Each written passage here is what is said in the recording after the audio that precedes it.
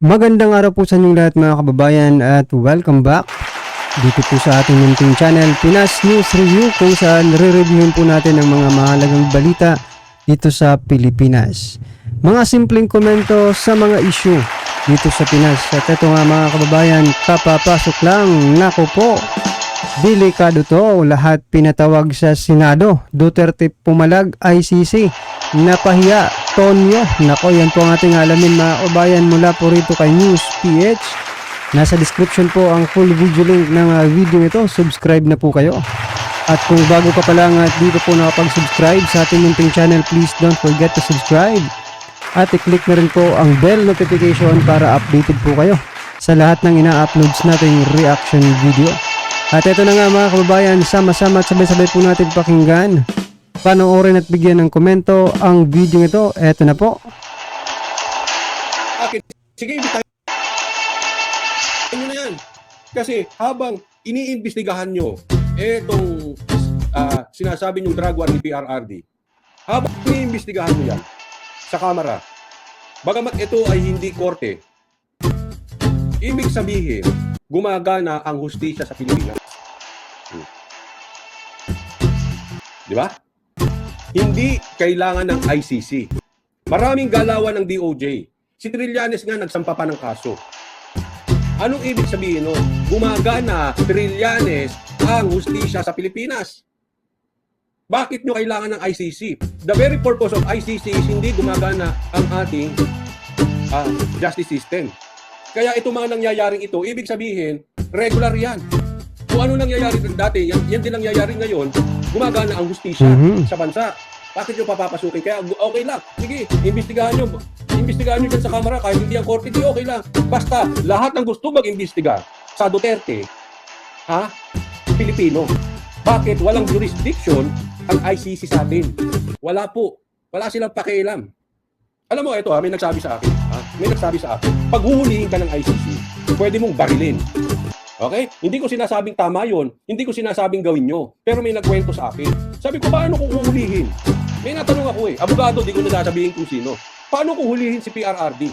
Pero sa akin, sabi ko, okay lang, hulihin si PRRD para magising na si Sarah. Simula na po yan. Kakanta na and now, the end is near. Ayun, ganon. Di ba? Pero ang sagot sa akin, hindi. Hindi yung pwedeng hulihin, pwedeng barilin yan. Bakit? Wala silang jurisdiction sa Pilipinas. So yan mga kababayan, pwede palang palagan ng ICC. Kasi wala silang jurisdiction dito sa ating bansa. Kapag pinilit talaga nilang hulihin, no?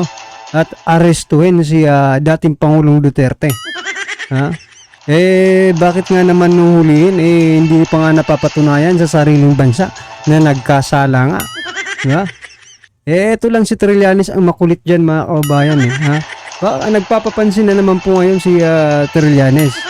Baka may plano po itong tumakbo sa mataas na posisyon ngayong darating na eleksyon. O, diba? Maraming nagpapaano ngayon Hindi pa yung isa. Basta may isa ring laos na politiko na bumibira rin kaya dating Pangulong Duterte. Ay talaga nga naman mga kababayan, no? Pilipinas. Walang batas nun. Bakit manghuhuli yung mga yan? Pwede ba manghuli ang banyaga sa Pilipino? Pag binarilan, wala silang laban. Yun ang kwento sa akin. Hindi ko sinasabing gawin ninyo, Hindi ako nagpapayo. Kwento lang sa akin. Paano kung ang pulis natin ang manghuhuli? Sabi, I don't think huhulihin ng pulis natin si PRRD. Kasi alam naman nila totoo Diba? Oo. Ang mangyayari lang dyan, ito hindi ko po hinuhusgahan ng mga pulis. Alam kong mga mababait dyan. Diba? Pero, hindi nila makikita si PRRD. Diba? Siyempre, halimbawa ikaw. Ako, halimbawa, pulis ako. Halimbawa lang, hindi tayo nagagaling-galingan. Hindi ko po binabastos mga pulis. Papahuli mo sa akin, si PRRD, alam ko walang kasalanan. Tingin nyo may gana ako hulihin yung tao? Susunod ako sa inyo. Pero hindi ako para mag-aggressive na araw-gabi, nag-iimbestiga ako kung saan ko mahuhuli ito. Hindi. Sige, hulihin ko. Sige, pag nakita ko. Kung di ko nakita, ibig sabihin, tatama rin ako. Di ba? So, dalawa lang yan. Hulihin siya ng pulis. Which I don't think na magpo-prosper. Alam naman natin kung bakit. Mahal ng mga uniform men natin ng CPRRD kasi siya lang ang talagang binigyan sila ng respeto. Sa lahat ng presidente, nirespeto ni PRRD yung uniform men natin. Pag sila naman, ICC, karapatan mo, pwede ka ba hulihin? Halimbawa, may Koreano sa harap, huli.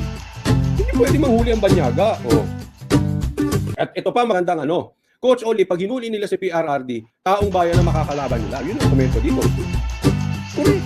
Kasi palagay ko naman, magsasalita na si Sara. Si BP Sara. At sa tingin ko, pag nagsalita si BP Sara, yung puso nyo na nag-aalab, ready to go out. Uluin natin ang liwasang Bonifacio. Hindi pwede yan. Dating presidente yan eh. Ba't nyo ba uhuli dyan sa banyaga? Loko-loko ba kayo? Diba? May karapatan naman tayo, Freedom Park yun eh. Sila nga, sabi ko, meron silang rally sa Biyernes. Mag-rally kayo dyan. Wala akong pakialam sa inyo. Promote ko pa rito, may rally sila na patatanggal sa DepEd, si Secretary VP Sara bilang Secretary ng DepEd.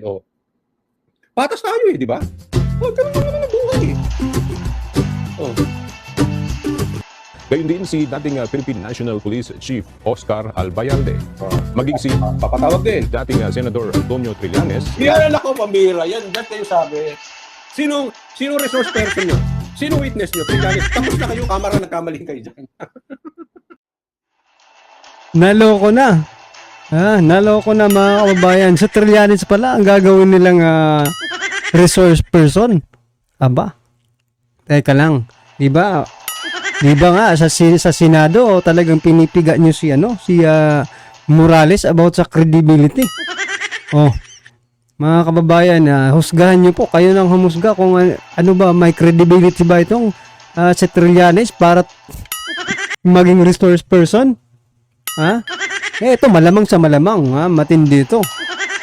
Talagang matindi po ang resource person na ito.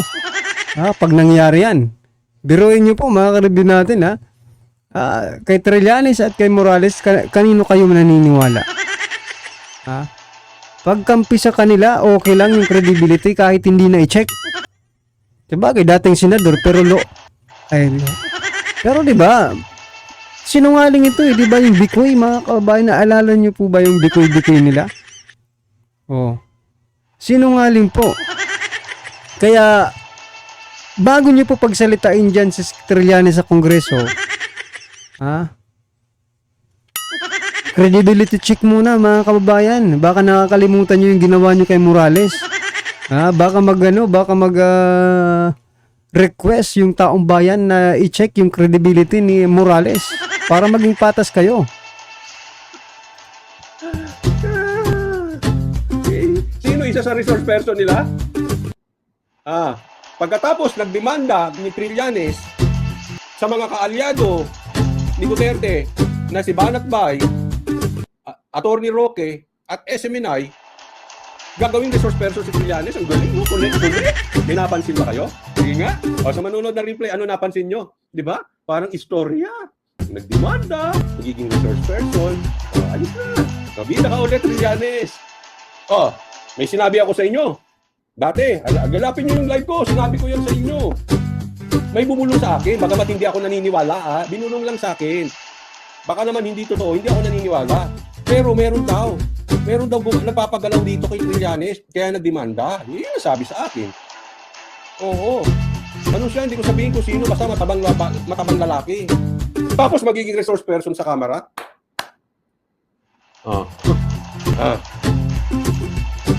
I told you so. Ako hindi ako naniniwala doon. Kasi ako, ang paniwala ko, to be honest with you, ang paniwala ko, kaya ginagawa ni Trillanes yan. Kasi laos na siya. Wala siyang maaasahan sa dilaw. Lalo siyang malalaos. Kita mo nga, yung kapatid ni Pinoy, tatakbo ulit, iniwan yung partido niya. Bakit? Laos na eh. Iniiwan na yung partido ng dilaw. Ayaw na nilang ma-associate sa dilaw. Kita mo yung dating dilaw, yung tumakbong bilang presidente sa 2022 na si Lenin. Nag-pink. Ayaw na nilang ma-associate sa dilaw. Lahat sila yan ng style. Iwan yung dilaw. Gusto mong tumakbo? Gusto mong manalo? Banatan mo Duterte. Alam mo naman, maraming tanso. Maraming loyalista, bobo rin. Susuportahan ka niya. Kahit vlogger, bobo eh. Susuportahan niyan basta banatan mo Duterte. Kay dilaw ka pa. Kay tarantado ka pa. Hindi ko sinasabi tarantado si Trillanes. Bahala na kayo dyan. Basta sa akin, kahit ano ka, Kahit mali-mali ginagawa mo, ang importante sa kanila, panatan ng Duterte. Pag binanatan mo Duterte, makukuha mo ang mga suporta ng mga loyalista, makukuha mo mga suporta ng mga pula, makukuha mo mga suporta ng BBM. Diretsahan na po tayo. Yun ang tingin ko. Kaya ginagawa ito ni Trillanes para makuha niya, mapalagay siya sa limelight. Eh, ganyan din naman ang ginawa ng mga ibang vloggers. So ayan mga kababayan, ano po ang inyong masasabi dito sa kanilang mga galawan, no? Isingit ko lang po mga kababayan kasi kahapon may nag-comment. Ha? Sabi niya po, singit ko lang po, ibang ano to, ibang issue about ito doon sa pagpapalibing kay Apo Lakay, no? Ha, diyan sa libingan ng mga bayani. Sabi niya mga karibin natin, hindi naman daw. Kaya walang utang na loob ang mga Marcos. Ha, sa mga Duterte kasi hindi naman daw Duterte ang nagpalibing kay Apo Lakay, no?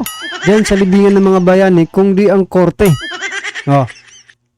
Kayo po ba naniniwala mga kababayan doon sa kanyang ikinoment o sinabi? Ha? Para sa akin mga karibin natin, kung korte ang kanyang pagbabasihan, bakit ng mga nakarang administrasyon, no? Sa mga ibang pangulo before PRRD mga kababayan, wala bang korte nun? Di ba? Umaapila nga sila na ipalibing sa libingan ng mga bayani pero hindi po nalibing. Oh. Nasaan ang logic mga karibin natin na hindi daw si PRRD ang nagpalibing at korte daw? Ha? Yan nga ang tanong ko sa iyo, kung sino ka mang hinayutak ka. Ha? Bakit noong mga nakaraang administrasyon, maliban sa administrasyon ni PRRD, hindi nyo na ipalibing sa libingan ng mga bayani? Diba? May korte rin naman noon ah. Nagbago ba ang korte, justice system natin simula noon? Hindi. Oh. Kaya mga kabayan, sa ayaw at gusto no, sa aminin nyo man sa hindi, si PRRD po ang nag-trigger para mapalibing po sa libingan ng mga bayani ang ama ni PBBM. At para sa akin mga kabayan, isa po yang napakalaking stepping stone, di ba? Para sa kanila na mabuhayan ulit sila. Nabuhay ulit sila sa panahon ni PRRD. Pero ngayon si PRRD naman ang kanilang pinapatay. Ibig sabihin lang po yan mga kabayan, wala pong utang na loob. Yan mga kabayan, na naman po ang iyong komento, reaction patungkol po sa video ito. Comment lang po sa baba para at least alam po ng ating mga kababayan ang inyong opinion patungkol po dito, right? Kung bago ka pa lang at di pa po nakapag-subscribe sa ating munting channel, please don't forget to subscribe at i-click na rin po ang bell notification para updated ka po sa lahat ng ina-uploads nating reaction video. Dahil mga kababayan, maraming salamat po.